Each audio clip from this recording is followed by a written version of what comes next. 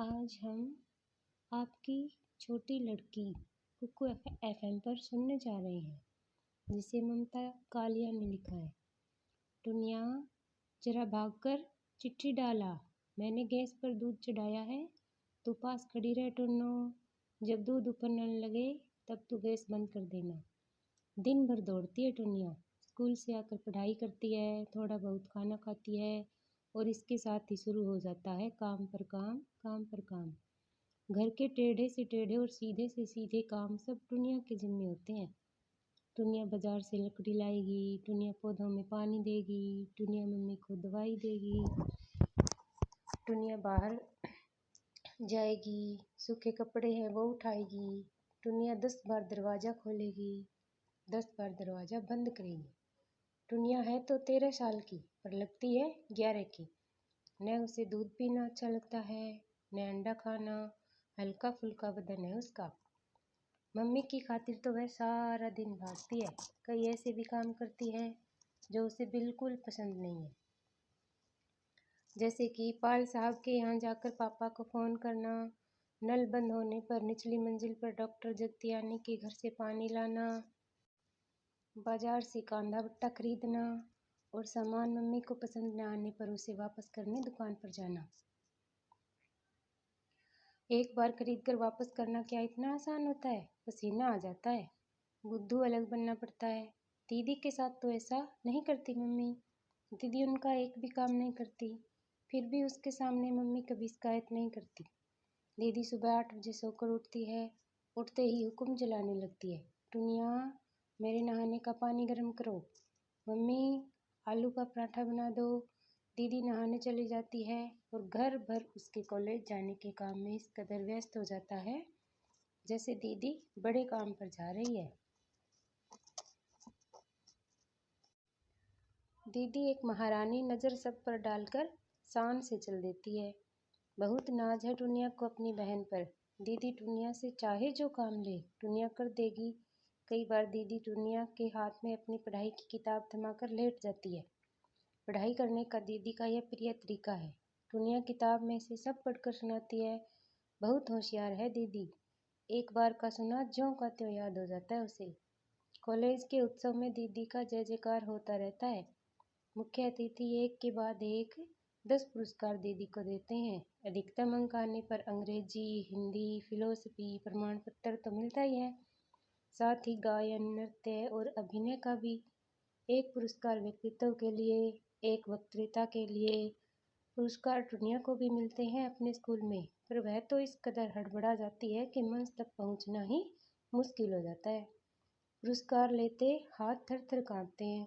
वही रोज के चेहरे होते हैं, फिर भी टुनिया कितना घबराती है। दीदी बिल्कुल नहीं घबराती। एकदम बाहरी आदमी है मुख्य अतिथि, पर दीदी कुछ इस अंदाज से उसके हाथों से पुरस्कार लेती है मानो ले नहीं दे रही है। जलसे के बाद टुनिया दीदी के साथ घर लौट रही थी। टुनिया को लग रहा था कि ये उसी ने जीते हैं। आखिर वही तो दीदी को संवाद याद करवाती है, नाटकों के। वही दीदी को फिलोसफी, हिंदी और अंग्रेजी के पाठ सुनाती है। बार बार रास्ते में कभी कोई दीदी को मुबारकबाद दे रहा था।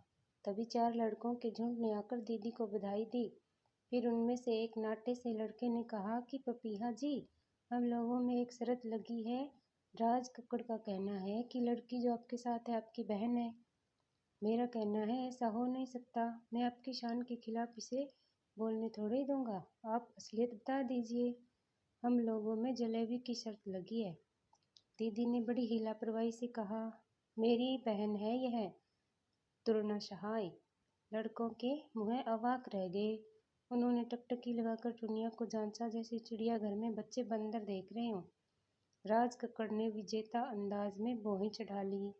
देखा न, मेरी खबर गलत नहीं हो सकती है न धमाका। नाटे लड़के ने हताश स्वर में कहा कि ये आपकी सगी बहन है। हाँ बाबा हाँ, दीदी ने हंसते हुए कहा। टुनिया को पहली बार रोना रोना सा आया। कितने बेहुदा लड़के हैं, कैसे भद्दे मजाक करते हैं। क्या यह शर्त लगाने की बात है? कितनी बार यह दीदी के साथ कॉलेज आ चुकी है। बहन नहीं तो क्या चपरासीन है। घर जाकर टुनिया ने किसी से कुछ न कहा, पर रुलाई एक अंधड़ की तरह मन में घूम रही थी। किसी को उसकी ओर देखने का समय कहाँ था। कोई दीदी की पीठ ठोके जा रहा था, कोई उसका मुंह चूम रहा था। रात जब टुनिया अपने बिस्तर पर लेटी, उसे न जाने कहाँ से रुलाई आ गई। उसे पता नहीं था वह क्यों रो रही थी, पर आंसू थे कि बहे जा रहे थे। लगातार रोने से नींद भी उड़ गई। उन लड़कों ने क्यों कहा कि वह दीदी की कोई नहीं, और फिर अगर लड़कों ने बदतमीजी की भी तो क्या दीदी उन्हें डपट नहीं सकती थी? क्या उसका हाथ अपने हाथ में ले गर्व से नहीं कह सकती थी कि देखो, यह है मेरी बहन, मेरी अपनी छोटी बहन, तुम्हें दिखाई नहीं देता? रात भर की झटपटाहट ने तय किया कि वह लड़कों की बातों पर बिल्कुल भी ध्यान नहीं देगी। वह अपना पूरा ध्यान पढ़ने में लगाएगी। दीदी की कॉलेज अब कभी नहीं जाएगी, मम्मी कहेगी तब भी नहीं जाएगी। रात शनिवार को पापा ने सुबह बैठक साफ करवाई। उनकी बैठक बस टुनिया ही साफ कर सकती है। उनकी काम वाली कॉलिन को तो जरा भी तमीज़ नहीं। ज़रूरी से ज़रूरी कागज़ रद्दी समझकर कूड़े में डालकर फेंक देगी। टुनिया जानती है कि कागज़ पापा की जान है। एक एक चिट्ठी, एक एक अखबार को क्यों रखा हुआ है उसे पता है। मम्मी तो उकता जाती है इस सफाई अभियान से, पर टुनिया नहीं थकती। वह इस काम को झाड़ू और झाड़न की जुगलबंदी कहती है। फर्श पर बिछे बिस्तर को चादर बदली, किताबें ठीक से लगाई गई, मेज़ पोस्ट धुले हुए बिछाए गए। एक बहुत बड़े साहित्यकार आने वाले थे। टुनिया किताबों की दुनिया से अनजान नहीं है। किताबें उसे बहुत ही प्रिय है। यह कुछ भी और सब कुछ पढ़ डालती है। जो सामने आ जाए वो सब पढ़ देती है। यह जो साहित्यकार आने वाले हैं, उनका नाम है श्री मुक्तिदूत। इनका उपन्यास भी उसने पढ़ा है। उनके मन में उन्हें देखने की बहुत इच्छा है। टुनिया जानना चाहती है कि वे दूसरे के मन की बात कितनी आसानी से और कितनी अच्छी तरह से कैसे समझ लेते हैं। पापा थोड़ा बहुत समझाते हैं, फिर हमेशा की तरह बोल देते हैं कि अभी तो बहुत छोटी है। इतनी छोटी नहीं है टुनिया। दिल दिमाग हजार हजार सवालों से भरा पड़ा है। क्यों क्यों? उनके घर अधिकतर कलाकार और साहित्यकार ही आते हैं और कई बार रहते हैं घर के सदस्य की तरह। मम्मी किचकिचाती रहती है, जब तक 2 रोटी का ठिकाना नहीं था, फलाने जी गले से बंधे रहे। आज रोटी बोटी दोनों का इंतजाम हो गया तो कैसे आँख फेर ली, जाने इन्हें कब अक्ल आएगी। पापा ने एक बार भी शिकायत नहीं की। न जाने कितने ऐसे लोगों को 5 रुपये से लेकर 50 रुपये तक उधार दिए जो डूब गए थे। पापा ने कहा कि इसमें क्या छींकना, सारा जीवन ही एक लेन देन होता है। इन झमेलों से बिल्कुल अलग थलग दीदी एक अलग दिशा में दौड़ रही है। लगभग रोज़ शाम को कोई न कोई कार्यक्रम चलता रहता है। कार्यक्रम के बाद दीदी घर आती है, कपड़े बदल वह आंख बंद कर लेट जाती है। थोड़ी देर में पापा या मम्मी आकर उसे देख आते हैं। जब उसकी आंख लग जाती है तो हौले से बत्ती बंद करते हुए पापा कहते हैं, बहुत परिश्रम करना पड़ता है, इसे रोज़ एक सेब दिया करो। पापा सुबह से बड़े जोश में हैं। मुक्तिदूत जी के उपन्यास और काव्य संग्रह का फिर से पारायण हो रहा है। जगह जगह लाल पेंसिल से निशान लगाया जा रहा है। मुक्तिदूत जी से जमकर बहस करनी है। टुनिया भी साथ साथ पढ़ रही है। इस कमरे का आलम अनोखा है। यहाँ बैठकर मन किताबों में रम जाता है। न समय का ध्यान रहता है न काम का। तभी मम्मी ने आकर कहा, टुनिया चलो शनिचरी से सामान लाने। टुनिया का जोश जाम हो गया। शनिचरी का मतलब है कि सूखी मछली के गंधाते ढेर, बाजार की कचर पचर, धूप, पसीना, धूल, बोड़म झोले, कांदा बट्टा, गेहूँ, चावल, मसाले, पातड़ भाजी, खटा चुका और खटारा रिक्शा। मम्मी ने चिड़चिड़ाकर एक बार फिर कहा, सुनती नहीं है? फिर और धूप चढ़ जाएगी, जल्दी उठ। पापा ने किताब पर से नज़र उठाई और बोल पड़े बमक कर, क्या तुम सुबह से ये कुड़कुड़ शुरू कर देती हो? आटे दाल के सिवा कुछ और पता भी है क्या? नहीं जाएगी टुनिया। इतने बड़े साहित्यकार आ रहे हैं, किसी भी समय आ सकते हैं। यहाँ कौन बनाएगा चाय? जाना है तो कॉलिन को लेकर जाओ। एक कटकनी नज़र पापा और टुनिया पर डाल मम्मी चली गई। टुनिया को मज़ा आ गया। कैसी बाल बाल बची वह सनीचरी से। और कॉलिन क्या खूब हंसी। अब जब पापा कहेंगे यह ऐसी बढ़िया चाय बनाएगी कि मुक्ति दूध जी भी हैरान रह जाएंगे।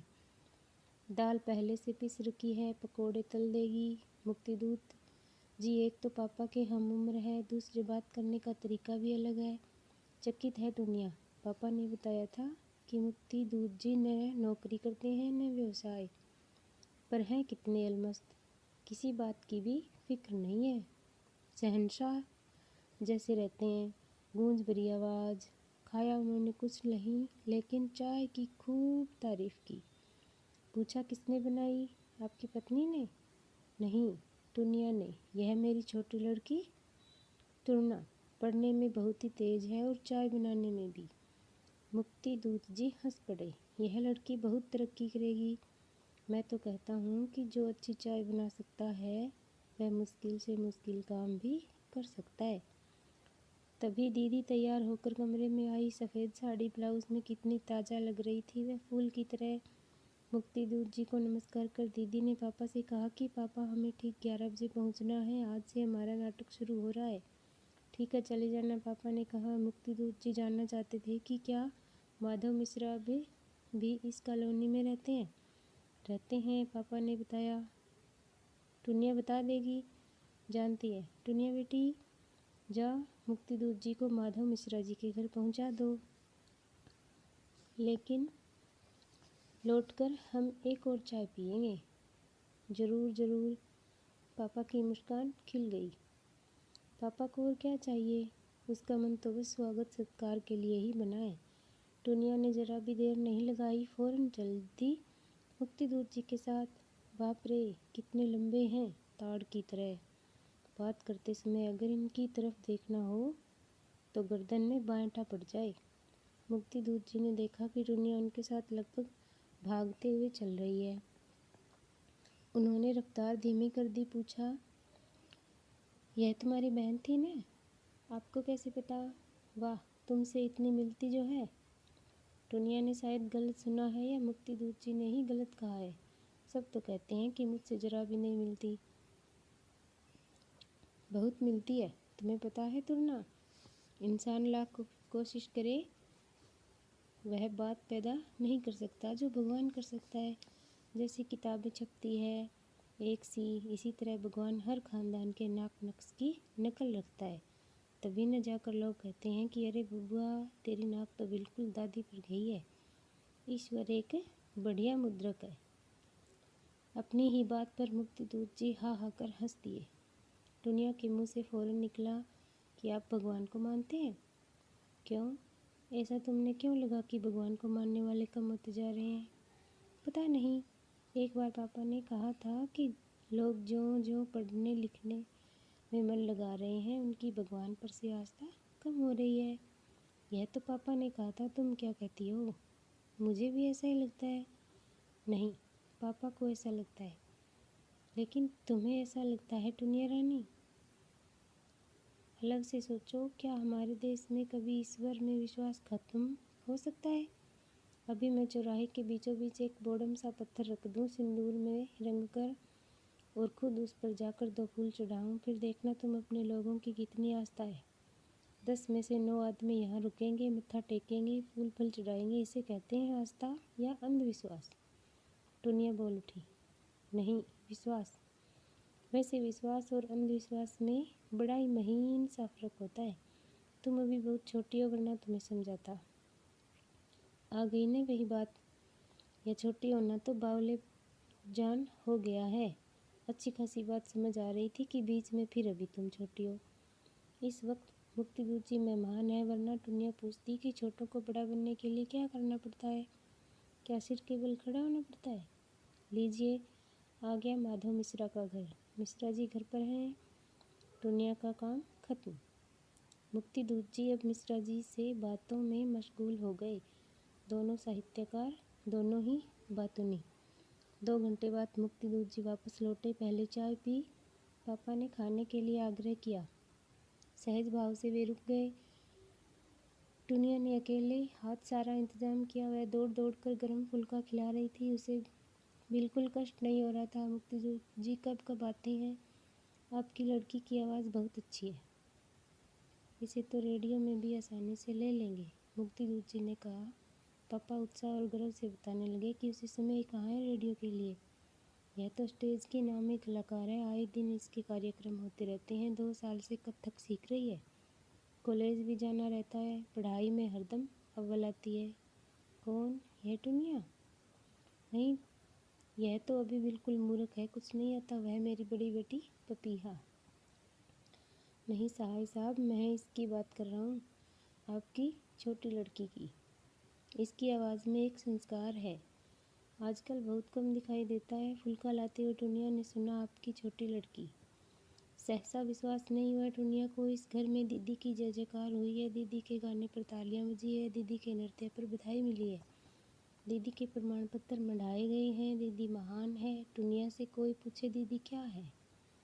पानी लाते लाते टुनिया के कानों में मुक्ति दूत जी की आवाज़ पड़ी। सहाय साहब, आवाज़ से आप किसी की पूरी शख्सियत जान सकते हैं। सच्चे खरे इंसान की आवाज़ नाभि से शुरू होती है और उधर से टकराती हुई एक पूरी संस्कृति का दस्तावेज बनकर गले से निकलती है। आपकी छोटी लड़की की आवाज़ में यह सब है, आपकी आवाज़ एक समूची संभावना है। दुनिया का अंग अंग सितार सा झंझना उठा। क्या यह सच है? क्या यह सब उसी के लिए कह रहे हैं? इतने बड़े साहित्यकार झूठ क्यों बोलेंगे? शायद झूठ ही होगा, यूँ ही उसे खुश कर रहे हैं या पापा की खुशामद कर रहे हैं। खुशामदी तुल नहीं लगते, यह उनके सामने बोली ही कहाँ, वे ही बोलते रहे। क्या उन छोटे छोटे अस्फुट जवाबों में भी उन्होंने यह मणि ढूंढ निकाली? दुनिया ने सोचा था उन्होंने उसे मूर्ख मानकर ही ज़्यादा बातें नहीं की। पापा गर्दन हिलाते हुए उसके आगे मिठाई की प्लेट बढ़ाने लगे। पापा ने अपनी परिवार प्रशस्ति शुरू कर दी। हमारे घर में सभी की आवाज़ बहुत अच्छी है। मेरे पिताजी की आवाज़ भी बहुत अच्छी थी। जब वे रामायण पाठ पढ़ते थे तो सारा मोहल्ला आ जाता था सुनने को। पपिया की आवाज़ तो सबसे अच्छी है। क्या बताएं, आज होती तो आपको उसका गाना सुनाते। कुछ नहीं लेना देना टुनिया को इस परिवार पुराण से। अब लाख बार घर वाले उससे चाय बनवाए, पानी मंगवाए, सब्जी कटवाए, कुछ नहीं व्यापेगा उसे। उसे आज यह कैसी संपदा मिल गई है। उसके कानों में ठुमरी सी छोटी सी यह बात फिर इस कदर ठुमक रही है, आपकी छोटी लड़की, आपकी छोटी लड़की। दोस्तों, आपको यह कहानी कैसे लगी ज़रूर बताएं। Thank you.